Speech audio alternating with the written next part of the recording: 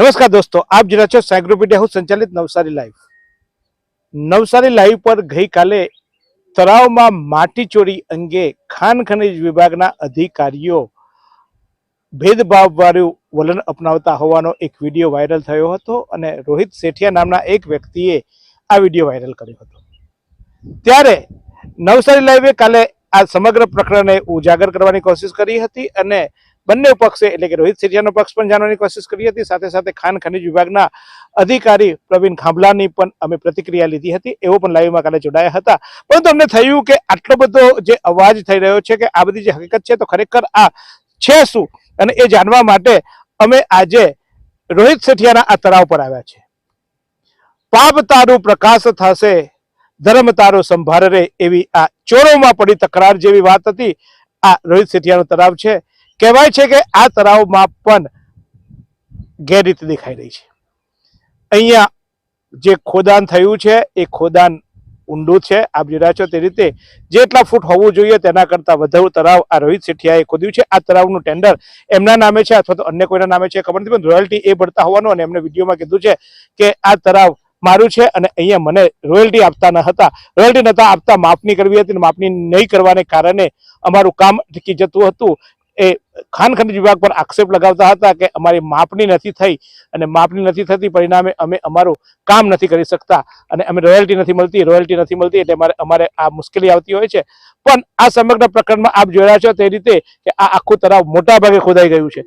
આ તળાવના મોટા ભાગના વિસ્તારો છે ત્યાં ખોદકામ થઈ ગયું છે અને આ જે રોહિત સેઠિયા જે આક્ષેપો લગાવ્યા હતા કે અમને રોયલ્ટી નથી મળી એટલે અમે કામ નથી કરી શક્યા, પણ કામ ક્યાંય બાકી લાગતું નથી. મોટા ભાગે જ્યાં જ્યાં ખોદવું જોઈએ એ એમને ખોદી નાખ્યું છે. આટલું તળાવ ઊંડું છે અને બધા જ જે તળાવો જે પરંપરા આખા જિલ્લામાં ચાલી રહી છે એ પરંપરા અહીંયા પણ ચાલી રહી છે. આપ જોઈ રહ્યા છો તે રીતે સામે નહેરમાંથી આ પાણી લાવી આ તળાવને અત્યારે ચોમાસા પહેલા ભરી દેવાનો પ્રયાસ થઈ રહ્યો છે. એટલે કે આ તળાવ ઊંડા ખોદીને એને ઢાંકવા માટે, એના પર ઢાક બિછાડો કરવા માટે પાણી છોડી દેવું આ આખી મિલીભગત છે. કાલે મેં જ્યારે લાઈવમાં કીધું હતું કે એક સરપંચથી લઈને ઉપર સુધી ભ્રષ્ટાચાર આમાં દેખાતો હોય છે ને આ ભ્રષ્ટાચારની પ્રતિતિ છે. નહેર વિભાગ પણ આમાં આડકતરી રીતે જોડાયેલું હોય છે. જેવા નહેરમાંથી આ પાણી આવે છે અને આ પાણીથી આ તળાવ ભરાય છે. ખાણ ખનીજ વિભાગ પણ અહીંયા આ ખાડાકાન કરતા હોય છે. ગામના તલાટી એમને ખબર છે કે ગામમાં કેટલી પરવાનગી આપવામાં આવી, તો ગામના તલાટીઓ પણ અહીંયા ગામના સરપંચથી લઈને બધા, એટલે આખી એક ચેન થઈ ગઈ છે અને ચેન આ ભૂમાફિયાઓની આખી એક રેગિંગ થઈ ગઈ છે. કારણ કે આ તળાવ એવી જગ્યા છે અહીંયા ખોદકામ થતું હોય તો કોઈ આજુબાજુ કોઈને કઈ અસર થતી નથી. તમારા ઘરે ડેમેજ ઉભરાતી હોય અથવા તો કોઈ એવી સમસ્યા હોય, રસ્તો ના બન્યો હોય તો તમે બૂમ કરો. આમાં પ્રજાને કંઈ લાગતું લાગતું ને પ્રજા કંઈ બોલતી નથી હોતી, ગ્રામજનોને કંઈ ફરક પડતો નથી હોતો. તળાવ ઊંડું થયું કે તળાવ પુરાઈ ગયું એની સાથે લગભગ ગ્રામજનોને કોઈ લેવા દેવા નથી હોતું. એટલે આ લોકોને મોકળું મેદાન મળતું હોય છે અને આ મોકળા મેદાનને કારણે આ જુઓ રોહિતે અવાજ ઉઠાવ્યો હતો અને એટલે અમે આ નીકળ્યા હતા. અમને કોઈ આ ભૂમાફિયાઓ સાથે કોઈ લેવા દેવા નથી. રોહિત મારા કોઈ સગો નથી થતો અથવા રોહિત મારો કોઈ દુશ્મન નથી.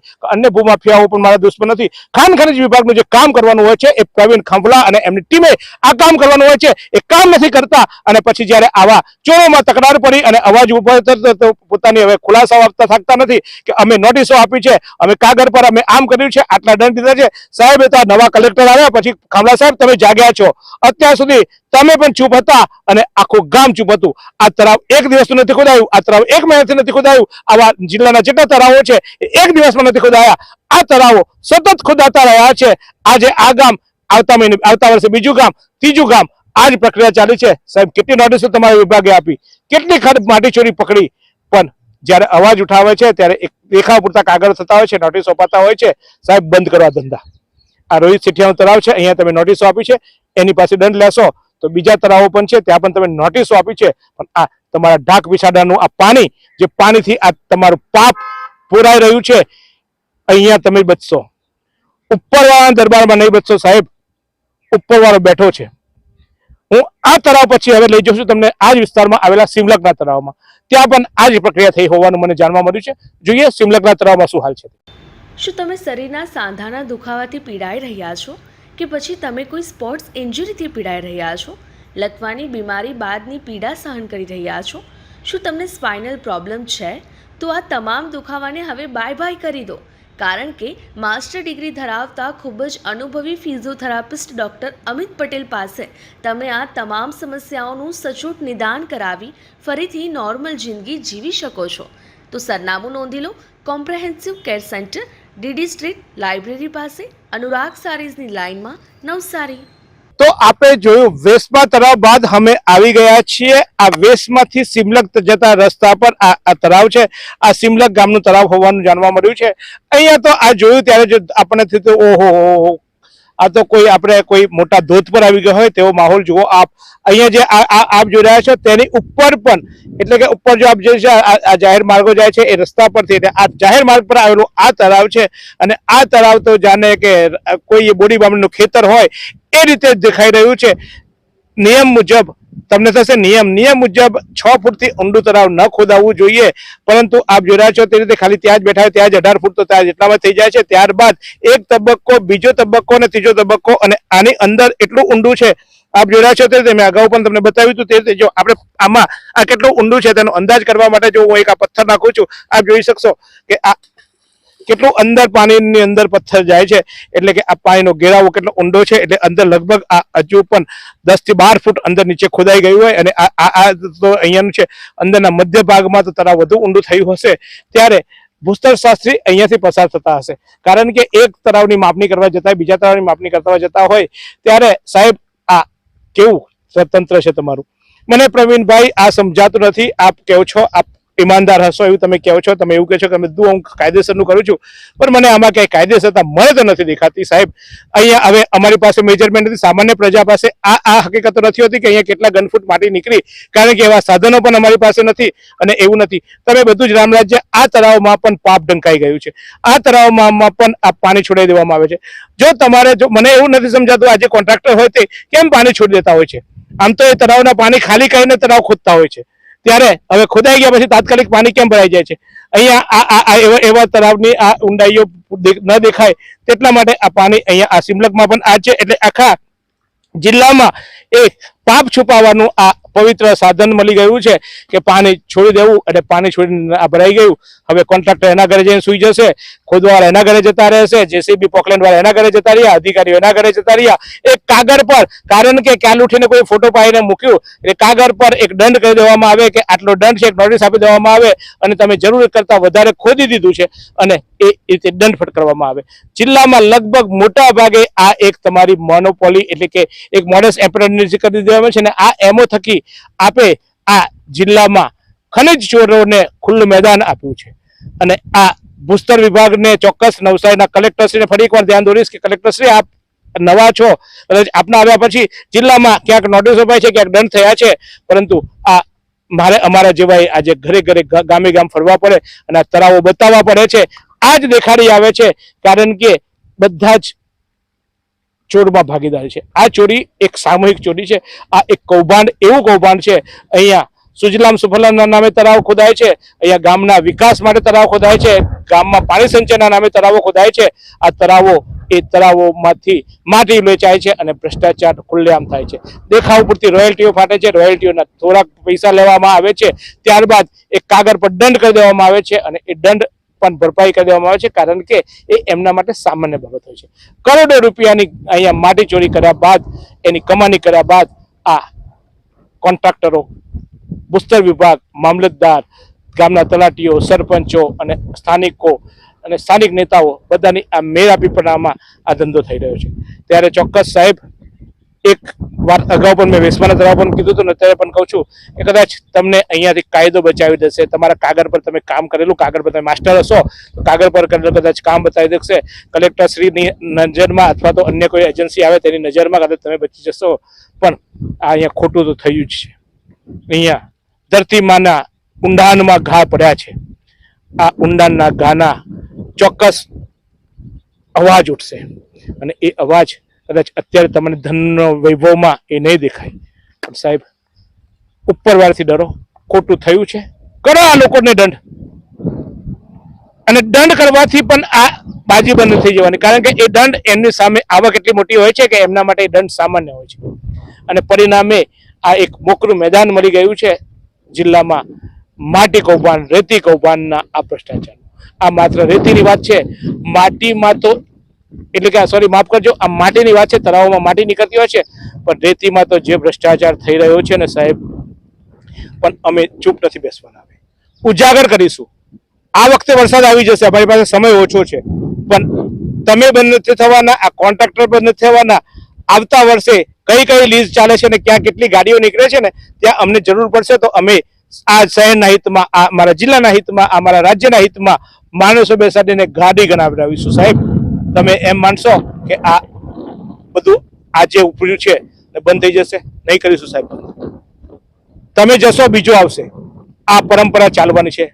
પણ આ જે રેતી ખનન થઈ રહ્યું છે, જે ભૂમાફિયાઓ એ રેતી અને માટીનું ખનન કરી રહ્યા છે, એ ચોક્કસ અટકાવવા માટે અમે તો પ્રયાસ કરીશું.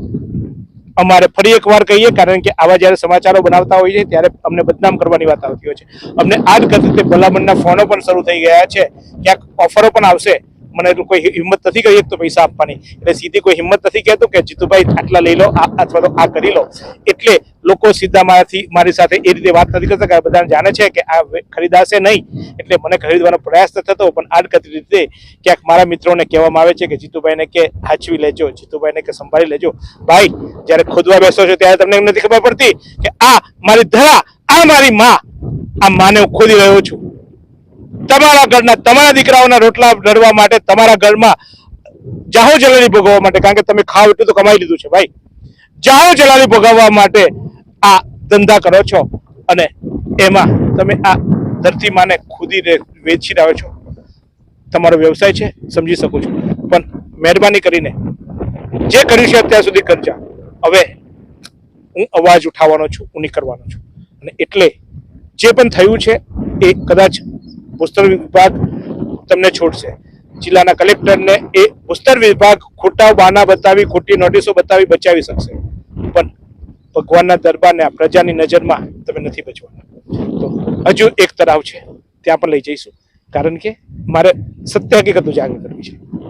આ સુંદર સૃષ્ટિને નિહાળવા માટે હજારો લોકો પાસે દ્રષ્ટિ નથી, અને એ ત્યારે જ શક્ય બને જ્યારે કોઈ ચક્ષુદાન કરે. તો તમારા સ્વજનો સાથે મળી એક સુનિશ્ચય લઈએ, ચક્ષુદાનને પરિવારની પરંપરા બનાવીએ. Visit Sant Punit Chakshu bank, Rotary eye institute, Navsari. Call 7069006329. જિલ્લામાં તળાવો ઊંડા કરવાના નામે ચાલતી ભૂમાફિયાગીરીને ઉજાગર કરવા માટે આજે અમે ગામે ગામ ફર્યા છે. ત્યારે અમે આ સિમલકના બીજા તળાવ ખાતે આવ્યા છે. જુઓ છો, આ તળાવમાં પણ આ જ હાલત છે. ઊંડું ખોદાયા બાદ આ તળાવમાં પણ પાણી ભરી દેવામાં આવ્યું છે. એક તળાવ સામે છે, તરત જ આ બીજું તળાવ છે, અને આ તળાવ ઊંડું છે એવું આપણે કહેવાની જરૂર નથી, કારણ કે ગ્રામ પંચાયતે અહીંયા તળાવમાં ફેન્સિંગ કરીને અહીંયા આ બોર્ડ મારી દીધું છે કે આ તળાવ, આથી જાહેર જનતા અને ગ્રામજનોને જણાવવાનું કે આ તળાવ ઊંડું હોવાથી કોઈ પણ આ તળાવમાં ઉતરવું નહીં. હવે ભાઈ, એક તળાવ 20 ફૂટનું હોય અને 20 ફૂટનું ઊંડું તળાવની જગ્યાએ આ તળાવ કેટલું ઊંડું છે એનો અંદાજ તમને આ સમજી શકો એમ છો કે આ તળાવની આ હાઈટ જોઈ રહ્યા છો અને અંદર નીચે જે પાણીનો ઘેરાવો જોઈ રહ્યા છો અને પાણીના પ્રવાહમાં આપ જોઈ રહ્યા છો, તે જ્યારે પવન આવે છે ત્યારે પાણીની જે લહેરો ઉઠી રહી છે, ઊંડા સમુદ્રમાં જેવી લહેરો ઉઠતી હોય છે એવી લહેરો ઉઠે છે, કારણ કે એ પાણીનું દબાણ એ રીતનું હોય છે. ત્યારે આ ભૂસ્તર વિભાગ અને જિલ્લાના કલેક્ટર શ્રી, જુઓ આ તમારા રાજ્યમાં, તમારા જિલ્લાની આ અધિકારીઓ અને કોન્ટ્રાક્ટરની મિલી ભગતમાં શું કામકાજ ચાલી રહ્યા છે અને કેવી પ્રવૃત્તિ થઈ રહી છે એ સાહેબ આપ જુઓ. તમારી પાસે બહુ અપેક્ષા છે અમને બધાને, અને એટલે આ જિલ્લામાં આ જે માટી ચોરીનું કૌભાંડ ચાલી રહ્યું છે, એક વ્યવસ્થિત રીતે, એક સિલસિલાબંધ રીતે એક ગામની પ્રક્રિયા હોય છે. આ પ્રક્રિયા એવી હોય છે કે ગામને આ તળાવો ઊંડા કરવા માટે એક જાહેરાત આપવામાં આવતી હોય છે. એમાં કેટલાક લોકો આ જાહેરાત અંતર્ગત આ ટેન્ડર ભરતા હોય છે. ટેન્ડર ભર્યા બાદ આ ટેન્ડરો જ્યારે ખુલે છે તેમાંથી એક જણાને ટેન્ડર આપવામાં આવે છે, અને એ ટેન્ડર આપ્યા બાદ એ ટેન્ડરોમાંથી જે તળાવો ઊંડા થયા હોય એ તળાવોમાંથી રોયલ્ટી લેવામાં આવે છે. ખાણ ખનીજ પાસે રોયલ્ટી લેવામાં આવે છે. રોયલ્ટી પ્રમાણે ખોદકામ કરવાનું હોય છે, નિયમો હોય છે, પણ નિયમોને આડો મૂકીને આ તળાવોનું ખોદકામ થતું હોય છે, અને આ તળાવોમાં બધાની ભાગ બટાઈમાં મોટી માટી ચોરી થતી હોય છે. અને પછી જ્યારે અવાજ ઉઠાવે અથવા તો કાનૂની કોઈ ભવિષ્યમાં અવાજ ન ઉઠાવે એ માટે ભૂસ્તર વિભાગ એક નોટિસ આપી દેતી હોય છે. નોટિસના આધારે દંડ કરી દેવામાં આવતો હોય છે અને આખું પ્રકરણ બંધ થઈ જવામાં આવે છે. જ્યારે પણ સવાલ પૂછવામાં આવે ત્યારે કહેવામાં આવે છે કે અમે નોટિસ ફટકારી છે અને નોટિસનો અમે દંડ પણ ભરપાઈ કરી દીધો છે. ત્યારે આ રીતે આજે આખું કૌભાંડ ચાલે છે, અને આ કૌભાંડમાં કેટલાક લોકો જેની પાસે સાયકલ નથી, ગાડી નથી, એ આજે ગાડી બંગલા પર લઈને ફરતા થયા છે. અધિકારીઓની આજે આવકો ડબલ થઈ ગઈ છે. જિલ્લાઓમાં માત્ર આ ભૂસ્તર વિભાગ અને રેવન્યુ વિભાગમાંથી કેટલાક લોકોના મેળાપીપળામાં આ એક આખું રીતસરનું કૌભાંડ ચાલે છે અને આ કૌભાંડને ચોક્કસ ઉજાગર કરવા માટે આજે અમે ગામે ગામ ફર્યા છે. તમને તો કદાચ એવું લાગશે કે આ માટી ચોરી થઈ એમાં શું, પણ આ એક મોટી આવક ગુમાવી રહી છે સરકાર અને એને પરિણામે આપણા વિકાસના કામો અટવાય છે. તમારે મારે મોંઘવારી સહન કરવી પડે છે કારણ કે સરકારની આવક, સરકારની તિજોરીમાં આવા લોકો ચોરી કરી જતા હોય છે અને એ ચોરીનો પ્રતાપે આપણે પ્રજાએ છેવટે આડકતરી રીતે ભોગવવો પડે છે. ત્યારે જોતા રહો, આ જ રીતે બતાવતા રહીશું તમને શું ચાલી રહ્યું છે જિલ્લામાં આ માટી કૌભાંડમાં. आइसक्रीम हमारे यहाँ रोज चाहिए और वो भी रिफ्रेश के आइसक्रीम मिक्स 5 से ज्यादा वैरायटीज. सर्च करो, क्लिक करो, लाइफ को रिफ्रेश करो.